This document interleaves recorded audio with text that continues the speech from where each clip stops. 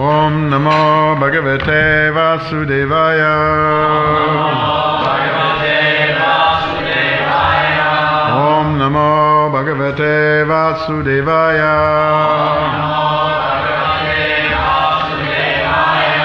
Om Namo Bhagavate Vasudevaya.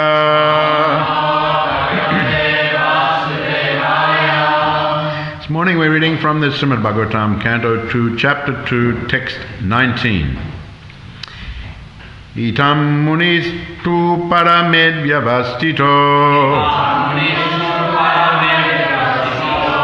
Vijnana drigvirya surandita shaya Papasnina pidya gudam tato nilam Staneshu satsu namaye jijit klama Staneshu satsu namaye jijita klama Itam munistu paramedvya vastito Vijnana digvirya surandita shaya Papasnina pidya gudam tato nilam Saneshu satsu namayej jita klama.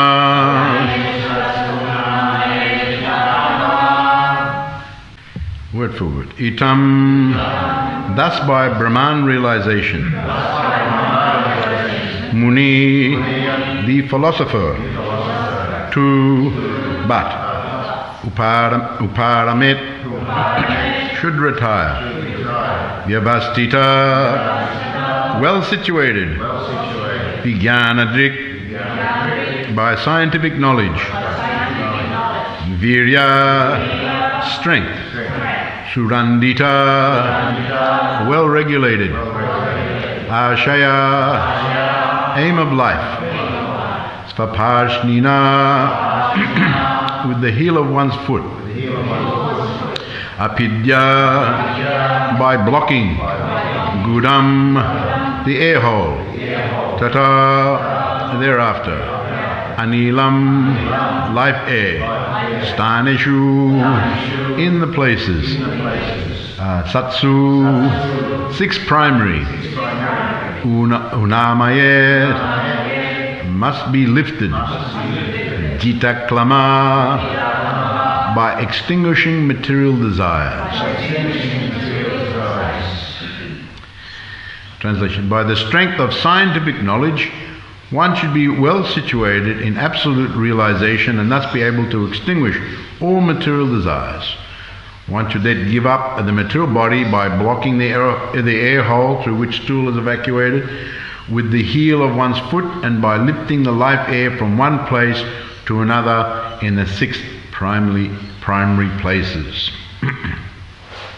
Purport: there are many Duratmas who claim to have realized themselves as Brahman and yet are unable to conquer material desires. In the Bhagavad Gita 1854 it is clearly explained that an absolutely self-realized soul becomes completely aloof from all material desires. Material desires are based on the false ego of the living being and exhibited by his childish and useless activities to conquer the laws of material nature, and by his desire to lord it over the resources of the 5 elements.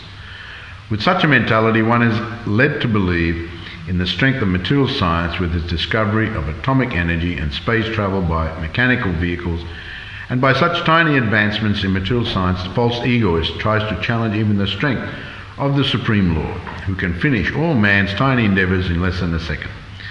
The well-situated self, or Brahman realized soul, perfectly understands that the Supreme Brahman, or the personality of Godhead, is the all-powerful Vasudeva, and that he, the self-realized living being, is a part and parcel of the Supreme Whole. As such, his constitutional position is to cooperate with him in all respects in the transcendental relation of the served and the servitor. Such a self-realized soul ceases to exhibit his useless activities of attempting to lord it over material nature, Being scientifically well informed, he fully engages himself in faithful devotion to the Lord. The expert yogi, who has thoroughly practiced the control of the life air by the prescribed method of the yoga system, is advised to quit the body as follows. He should plug up the evacuating hole with the heel of the foot and then progressively move the life air on and on to 6 places: the navel, abdomen, heart, chest, palate, eyebrows and cerebral pit. Controlling the life air by the prescribed yogi process, mechanical, and the practice is more or less a physical endeavour for spiritual perfection. In olden days, such practice was very common for the transcendentalist, for the mode of life and character in those days were favourable. But in modern days, when the influence of Kali age is so disturbing, practically everyone is untrained in this art of bodily exercise. Concentration of the mind is more easily attained in these days by the chanting of the holy name of the Lord. The results are more effective than those derived from the inner exercise of the life air. By the strength of scientific knowledge, one should be well situated in absolute realization and thus be able to extinguish all material desires. One should then give up the material body by blocking the air hole with the heel of one's foot and by lifting the life air from one place to another in the 6 primary places. So Prabhupada again mentions the Duratma, the Duratmas. In previous purport also, Duratma, crooked soul. The crooked, and I think even previously also was mentioned the Duratma. Duratma as opposed to Mahatma. Everyone has heard of the word Mahatma. Mahatma. Mahatma means Mahat Saivam Dvaram Vimuktes Tamudvaram Yoshidapsham. There's many verses about Mahatmas in the Shastras, in the Srimad Bhagavatam, Bhagavad Gita. Mahatma means a great soul, very elevated, transcendentalist. Mahatma. And Duratma, Mahatma means very great or topmost, and Duratma means very, very low. They're not high at all. So they're the opposite. There's Mahatmas and Duratmas. So Prabhupada very much criticizes the Duratmas who pose themselves, and he presents different categories of Duratmas. One is like the Sahaja, who poses himself as devotee, but is engaged in debauched activities. So they're not actually Mahatmas, they're Duratmas. And then, of course, there's the materialists.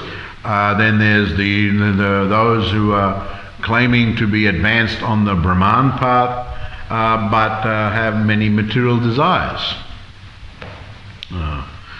All these types of person, if one is posing themselves as something that they're not, then they're not on the level of Mahatma. And Prabhupada very much emphasizes on this point. And here he says they claim to have realized themselves as Brahman and yet are unable to conquer material desires. So of course, one may have this concept of the Absolute being the Brahman. Of course, that is an aspect, as we've been discussing many times. The Brahman, the effulgence. Then now we're talking about the Lord in the heart, the Paramatma in this chapter. And it has been mentioned in the previous verses also that the yogi has to do the meditation, and then at the end can by the practice of the asanas, and here is mentioned pranayama. Previously was also mentioned about if one wants to leave this world, and this yoga is talking about someone by their free will leaves the body and goes to the higher realms, or even attains perfection, spiritual perfection. It's not about someone dying due to disease or something, or accident or something like that. This is the yogis who can, by the practice of the yoga. So it was mentioned previously about the different times of the year, different times of the day, in the previous verses, one could, if the one is a yogi, they pick a favorable time when there are others, higher personalities, higher demigods, who Agni Jyoti Sukla Sanmasam Uttarayanam Tatra Payata Gatsing Brahma Vidodajana. In the 8th chapter of Bhagavad Gita, there are these verses that when one goes during the influence of the fiery god, when the sun travels in the north, Agni Jyoti Sukla, auspicious time of the day, Agni Jyoti Sukla, the bright fortnight, and so on and so forth. So there are certain times when, if one, and actually it's mentioned there, and Prabhupada says if one happens to just leave their body at that time, there's a good chance he can be elevated, because it's a very auspicious time. It's a very, very auspicious time to leave your body at that particular time. Sun travels in the north. And then, of course, the other verse, Sukla Krishna Taki, what is the verse? Sukla Krishna Taki, Gati Dakshinayam, Sukla Krishna Gati Dakshinam, Chanda Jasamicha Juti. Chandra. So when the sun goes in the south for the 6 months, in the dark, in the smoke, inauspicious time of the day, that's not very good. So there's all these calculations there for those who are practitioners of yoga, the times of the day, times of the year, so on and so forth, the influence of the different aspects and so on. And if it is mentioned, if one goes that way, then generally one is unsuccessful, or perhaps they can go up, but they again return very quickly. And then, interestingly enough, Prabhupada mentions that Naiti Sitapatājana Yogi Muyati Kaschana Tadmatsavshu Kaleshu Yoga Yukto Bhavajana. Remember these verses. Devotees know, although the devotees may know these two paths, they are never bewildered. They are always fixed in their devotion. And Prabhupada goes on to say here that Krishna is advising Arjuna he should not be disturbed by the different paths of the soul. The soul can take when leaving the material world. A devotee of the Supreme Lord should not worry whether he will depart by arrangement or accident. Devotees should be firmly established in their Krishna consciousness. There's one should know that even concern about this, it says he should know that even concern over either of these two paths is troublesome. Even if you get all caught up in what's the good time, what's this. So devotees don't need to worry about that. Krishna will take care of it. So this is the advice given by, the instruction given by Srila Prabhupada in his purport. That so as far as the different times of the year, times of the day, and all auspicious times, inauspicious times, devotees who are fixed in their Krishna consciousness don't have to worry about that, and don't even be concerned about it. I mean, we understand, and Prabhupada goes on to say, of course, the devotees know about it, and one can say, well, we have the instance of Bhishmadev, who left and waited for was on the battlefield, felled by the arrows of Arjuna, lying there on the bed of arrows, and was waiting. I've mentioned in the Bhagavatam, he was there waiting for 2 months when there was an auspicious time. And why did he was a great devotee? There's all other things to consider there. This is a Leela where Krishna wanted to bring Yudhisthira to get instructed by Bhishmadev, and so on and so forth. So there's all other considerations as far as devotees who sometimes go by these prescribed methods. Also, there was another age where this was, and Prabhupada mentions that here, was another age where these things were practiced very commonly. And he says here that the situation of the age was much nicer, the character of the people, their own character, they were in the mode of goodness, so it kind of lent itself to this type of practice and this type of focus. Also mentioned here later on is about of course, the pranayama. Pranayama, all this asana pranayama, very good. Good for health. On the lower level, of course, the health. Yoga practice very good for the health if one practices it rightly, and pranayama very, very good. Of course, one has to learn this art of the pranayama, and so this is very, very good. But of course, on the higher level, besides the bodily and mental, and on the higher level is to try to attain the spiritual perfection. But here it is said that the yogi can take advantage of this system. He's talking about the different pranas, isn't it? It was mentioned about the different the different pranayama, or the prana, the life airs. Now, of course, one can read different things about prana. According to the Shastras, as mentioned, there's originally one prana, one life air, which is divided into 5, and then there's a subdivision of another 5, how they work. And they're called upapranas. So it's prana, 5 pranas. There's the the prana generally, of course I'm giving a very generalized description. Prana, generally that's the air that moves upwards, and apana, the air that moves downwards, and vyana, moving through the nervous system, and samana is the equilibrium air, and I said vyana, udana, again, moving in different ways. So they do many things. These life airs do many. They move within the body, these airs, and they enable the body to function in different ways. And then, of course, there's the upapranas, starting with naga. This is described naga. Naga is the life air that works, for example, when you belch, when you burp. That's a life air that's assisting in that prana. And then there's korma, what's called korma, and that's the blinking life air, when you blink. The blinking, of course, too much blinking is not good. Prabhupada one time made a comment about a devotee who was too much blinking. It can be the sign of a madman or a diseased person. But of course, the blinking process, there's a life air called korma. There's another one called devadatta, where you yawn.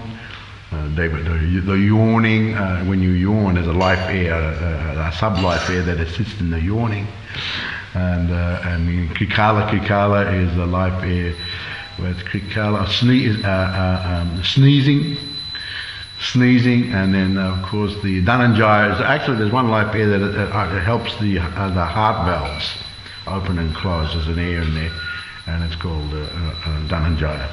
So these are life airs, and they're described in the Shastras. They do different. These are general description, but they do many things. The 5 main airs, the sub airs. So there's asana, then pranayama, and so those who are proficient in this practice, when they're ready, when they choose to leave this world and attain the higher realms or attain spiritual perfection, here's recommended by Sukadeva Goswami about spiritual perfection of this practice of yoga. And then they have to block up all the holes of the body, starting, and they put the heel of their foot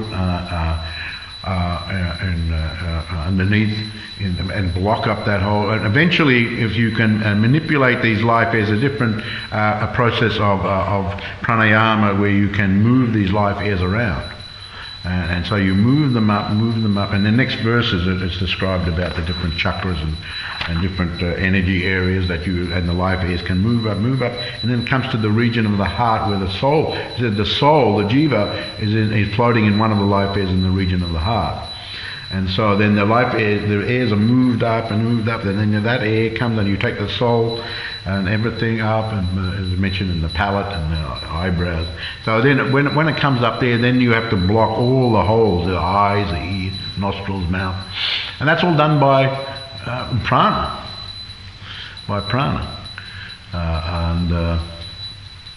So it's mentioned that this is a system, and Prabhupada says in the olden days, he says in the olden days, such practice was very common for the transcendentalists. The mode of life and character in those days were favourable. So different ages, different practices. But in this age, it's not so. It's difficult to who can just to do the asanas. You have to. It's difficult to learn all these things, and pranayama also. You can generally it's taught. Actually, when I went to Rishikesh one time, I was talking to a pranayamacharya, and he was very, of course, elderly. And You practice pranayama. It's going like that. So not really. And so sometimes I know about breathing through one nostril, the other. Oh, that is very, that is very elementary thing. There's a lot to learn about how to do the pranayama properly. You can come to my ashram, I will teach you. He said. So, of course we said Hare Krishna, we haven't got time to do the course or anything like that, but it's a whole course and they can go for a long time, many years. Okay, we're good. Many years of practice doing this pranayama. But the idea is to be able to manipulate life affairs at your will. At your will. So, doing that, then you can, at your will again, release the soul to the cerebral, this area, and some want to go to the higher planets.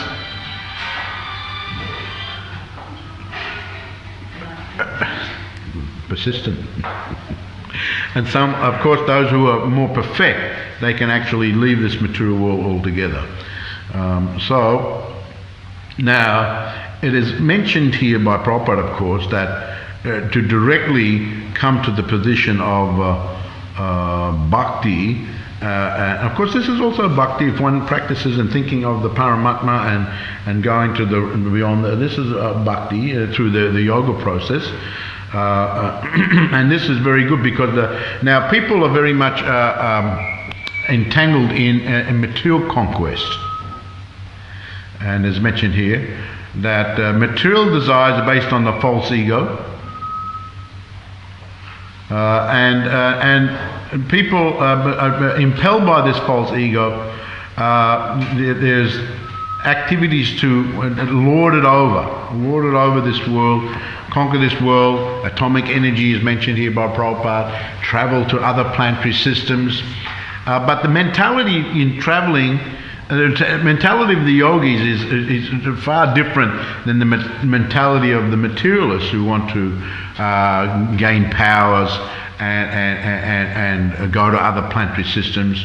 They're going to other planetary systems ostensibly for research, to find out, but the mentality actually behind that, in the front is that, but behind that, is there anything up there that we can use, or can we go there, can we exploit the resources of that planet by going to the moon? Is there anything up in the moon that we can use?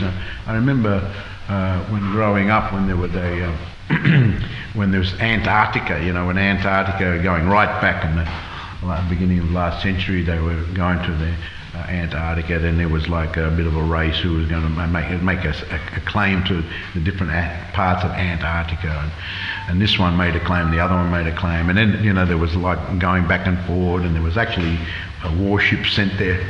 You can read the whole history. Then there was a treaty made between certain countries of the world, and there was all these articles of conditions of as far as Antarctica. That it was only going to be for research, scientific purposes, and peaceful. But I just always remembered Russia, especially at that time, Soviet Union, didn't lay a claim to Antarctica. But if there's any resources there, we're not saying that we won't try to stake a claim. So this mentality is there, isn't it, with the materialists? They want to exploit, they want to do these things. So this is unfortunate, and one becomes more and more entangled. But someone who is cultivating Brahman consciousness, Prabhupada quotes this, Brahma Bhuta Prasanatma Na Sochiti Na Kankshati Samasavashabhuteshun Madbhaktim Labate Param. One who is transitly situated, once realizes the Supreme Brahman, becomes very joyful. He never laments, he never desires anything. He's equally disposed to every living entity, and he attains pure devotional service. There's Brahman, there's Param Brahma, there's Krishna. So one who actually is situated in that state, and also it is mentioned, and a beautiful verse from the Srimad Bhagavatam, it's quoted in that particular purport by Prabhupada to that verse. It says, someone who's a practitioner of the yoga or the bhakti yoga they're always engaged in devotional service. Devotees feel ever increasingly fresh and new in their activities. The super soul within the heart of the devotee makes everything ever increasingly fresh. This is known as the Supreme Brahman position. So it becomes fresher and fresher, and those who are actually sincere and the desires are pure, Paramatma in the heart makes everything, more and more joyful for such a dedicated personality. So ever fresh, ever new. One is never bewildered in such a state. One does not lament, one does not become unnecessarily jubilant.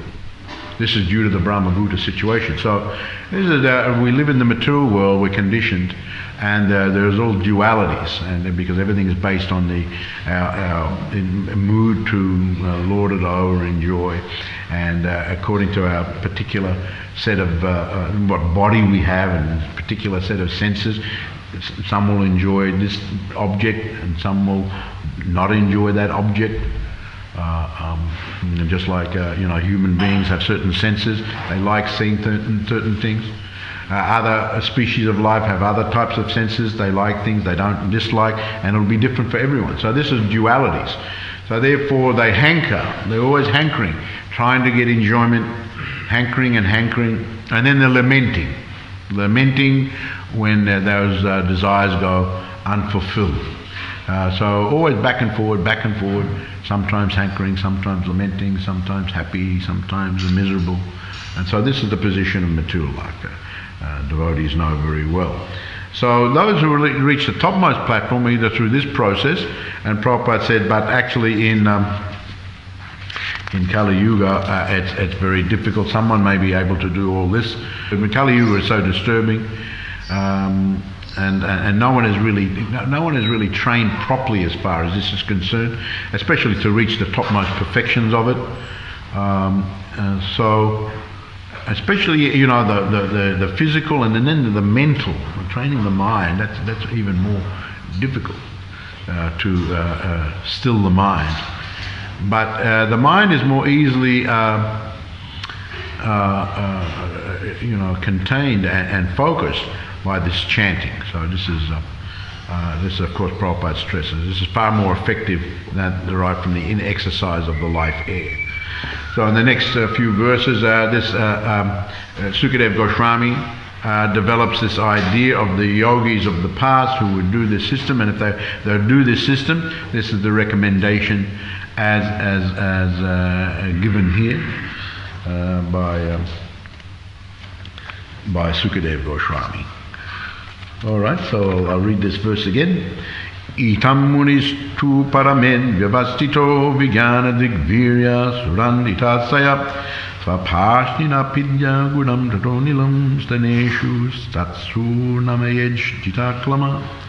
By the strength of scientific knowledge, one should be well situated in absolute realization, thus be able to extinguish all material desires. One should then give up the material body by blocking the air hole through which stool is evacuated with the heel of one's foot, and by lifting the life air from one place to another in the 6 primary places. Another word that's used here that I noted but I didn't touch on is the Vijnana Drik. Jnana means knowledge, Vijnana, realized knowledge. Seen through the Vijnana. Drik means by vision or understanding, by the vision of Jnana. So Prabhupada calls it scientific knowledge. Generally when we use the word scientific, we think of research and experiments and so on, laboratories and so on. But Prabhupada uses it here for spiritual knowledge, because the knowledge is there. It's you receive this knowledge, you research, you try to understand this knowledge, you practice what you've understood, and by practicing you get a certain result. So in that sense, it can be termed scientific. You get a certain result. So by researching hearing, and researching, understanding, coming to the topmost, and then putting it into practice, of course. This is all science. So it's only by coming to this level that one can diminish material desires, coming up to the topmost position of transcendent knowledge and practicing what is instructed through that transcendent knowledge, and only then can you diminish. Otherwise, it's very, very difficult. I always tell that story of that. There's that story told of that Westerner that went to India, looked for a guru to be taught how to practice the yoga. So the guru did the test on him. He said, "All right, I'll accept you as my student, but you have to pass my test." "All right, what's the test?" "Well, there's a cave in the hills, and you have to go in there and just stay in there and come back only after 2 days. And then you can ask a question." So then he went out there and did it and came back. Or you can ask a question or ask anything, request anything. And he said that, "Too cold, more blankets." That's what he came back. Then he came back and then he stayed out there a little bit longer. And then he came back and something like, "Not enough food." And he came back at the end. He said, "Yes, what is your question, comment?" He said, "I quit." He couldn't do it. There's a little funny story that I remember from a long time ago. Very difficult to do these things. One may have an idea to do it, and certainly on the bodily level, and it's good for your health and everything like that. But to achieve perfection has been mentioned many times before. That takes a big commitment, and it's not really recommended for this age because not so many people, practically hardly anyone, will be able to attain the perfection by practicing this system. Not like the olden days; it was very common, and they could do it. But now we're just doing the kirtan, very blissful, the chanting japa, doing kirtan, so on and so forth. All right, so does anyone have any question or comment? Also those words, Maharaj. Yes, thank you, Maharaj. It says in the verse Suramdita, well regulated. And sorry, the what? In the verse Suramdita, well regulated. Yeah. And when we talk about pranayama, Prabhupada's example of regulation and how the movement has the morning prayers and the times for chanting, times for Guru Puja, Prashadam, and he wasn't all over the place. He kept these programs as he travelled everywhere. And in some sense, we realise that ourselves, if we're steady in these activities, how stabilising the life each can become through those practices. Yes, because we're beginners and or intermediate on the path, and we haven't. This is talking about the transcendentalists who reached the highest perfection. But the yogis have to do all this in a very regulated way, and the bhakti yogis, of course, through the sadhana, through the vaidhi, have to be regulated in the beginning. We can't spontaneously come to just focusing completely and all material desires gone. So all these regulated activities help us stay focused. And so even the different times of the day and the chanting and the style of the chanting, Harinam Anukirtanam. There's one verse, Harinam Anukirtanam. Even in your Harinam, you have to follow in the ways of the previous acharyas, how they did the Harinam. And then you can see how they did the Harinam, and you follow in their footsteps, and that by doing it in that way, with that certain mood and so on and so forth, then you can go very rapidly on the path of devotional service. So you're correct. Yeah, so regulation is required in just as we do every day, Mangalarti and all the different programs and so on, chanting japa every day, different activities, regulated.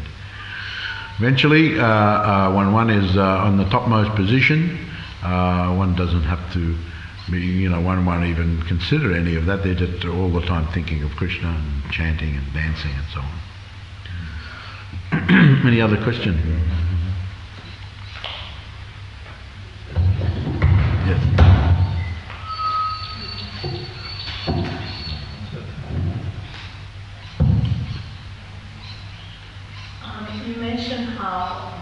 in olden days, the system was yoga and now it's more bhakti. But I was reading this morning in Kapila Dev teachings to the Bhagavad and even in the 11th canto when Krishna talks to them. So it looks like even in yoga, you have to have practice bhakti, otherwise you don't attain perfection. So it looks like, although now we're more focused on bhakti, but bhakti has been there all along, even when yogis were, because they had also mantras. Yeah. They're connected to God, so it's not just yoga without any... No, yeah, that's correct, yeah. There's devotion needed in any practice of anything. And you could also say even for the materialists, although it's not bhakti yoga as such, but the devotion is needed to do so many things. So devotion is intrinsic to the living entity. To be devoted to something and to love something is intrinsic. So that will always come through in some activity. It will always come through in some activity, even in material activity. And then when you go to the yoga platform, of course, you'll need that devotion there. And then that will become more and more spiritualized in the yoga, and even in the karma yoga or the jnana yoga or the stanga yoga and so on and so forth. So, but in the bhakti yoga it becomes fully bloomed and fully perfected. The love and the devotion become very, very sweet and intimate and on the topmost level, very, very intense.